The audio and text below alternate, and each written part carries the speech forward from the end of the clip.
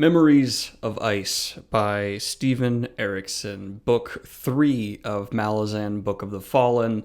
I skipped Book 2 because I needed to read this one for the tournament, and I asked a friend of mine if that would totally ruin the series for me, even though I know some books follow different characters, and he said, actually, no, I could go ahead to Book 3 and continue it just fine. And for the most part, except for the general confusion and complexity that is Malazan so far, I feel like I did fine. Nothing here was really confusing. I was able to just keep up with Malazan and the story of Memories of Ice pretty okay. And what really impressed me with this book, aside from the characters, and it's something I haven't really talked about with any other book, so I just decided when I noticed it's really good in this exact novel, Malazan in general has handled conflict incredibly well. This book does not coddle any of its characters. Everyone feels competent and like they could actually affect the plot and have weight behind their actions. Every character, good or bad, there's no one who feels weak. There's no one who feels like, they're just there.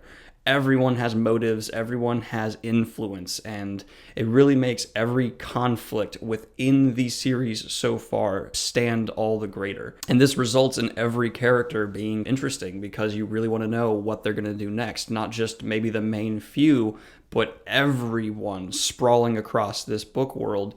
You really want to know what their motives are. Everyone seems to be coming from a place of at least a reasonable motivation for wanting to do what they're doing. No one's just murder and kill everything. Well, except, a little bit. Overall, I'm still continuing to be very impressed by Malazan. The last book, Gardens of the Moon, ended on a very high note. In terms of epic conflict and moving into the next continuation of the story, I was a little nervous that I would have a hard time kind of keeping up the mojo, so to speak, but especially with the deeper interactions with the characters we previously saw in Gardens of the Moon and really fleshing out their chemistry. I appreciated the progress that was made. One thing in particular I really want to praise this series for is really grounding characters that shouldn't be that grounded, especially Rake and Elder Gods and people like that. The more you interact with them, the more their presence is felt, instead of feeling kind of more disengaged, which in even some of my favorite series I have felt that way, like the Dark One in the Wheel of Time. Well, he's done well,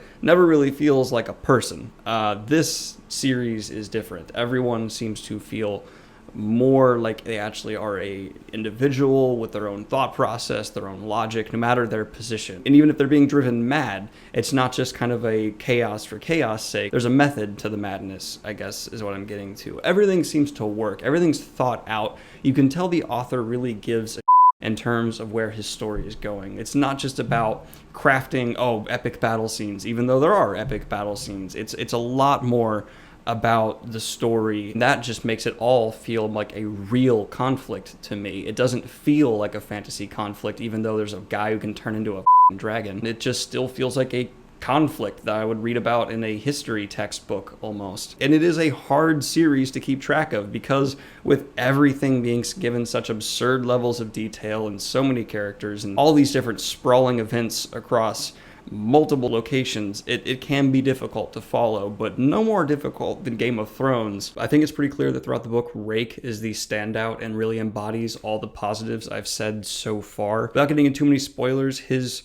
transition that happens in terms of what he's fighting for, and especially the final conflict, really impressed me. I am a massive fan of the execution of this character, who really should feel so out of reach to the average reader, but absolutely just feels like another grounded, well fleshed out person. Really, I just appreciate the effort here. It's just mad props for effort for Steven Erikson. I wish the tone could be a little lighter at times, but the comic relief is there and executed quite well. The overall tone doesn't feel like it's being dragged through the dirt for no reason. There is a reason behind everything, which again just falls back to the author's crazy level of detail in the writing. It's just a well-balanced, well-crafted series that I really respect a lot, and I'm definitely going to go back and read book 2 and continue with it in the future. I think I did like Gardens of the Moon maybe a little bit more. I'm not sure though. I need to sit on them both for a minute before I really decide. There are really a few standout moments in Memories of Ice that I appreciated as well. But yeah, I've heard the second book is actually the best in a lot of people's minds, so I'm really looking forward to that. I hope you guys are having a wonderful middle of your week.